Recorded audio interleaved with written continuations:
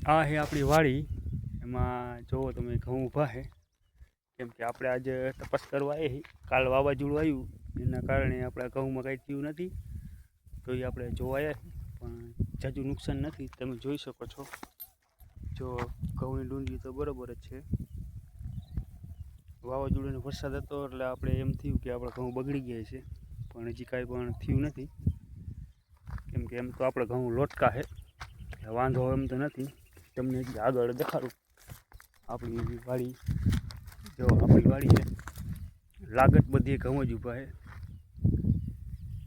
નહીં હોય તો આ 5 વીઘામાં ઘઉં ઊભા આપણે, એટલે 500 મણ 500-700 મણની ગણતરી છે આપણે. આપણી આખી વાડી છે. તો આગળ આપણે દેખાડી તમને. નુકસાન તો નથી, પણ તો એ છતાંય જોઈ લેવું સારું આપણે.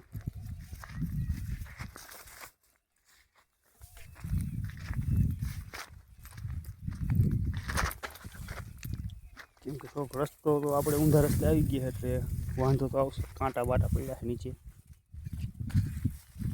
એટલે આપણે આગળ હાલે જશે. કેમ કે આ ઘોસર પણ એવું છે, જોવું પડે બધું કેવી રીતે હાલું.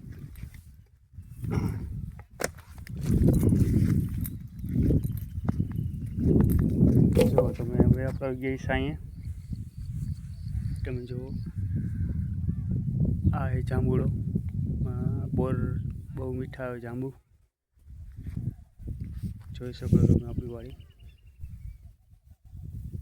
તમારે પણ વાડીમાં નુકસાન ન થયું હોય તો આવી રીતે વિડીયો બનાવીને મૂકજો.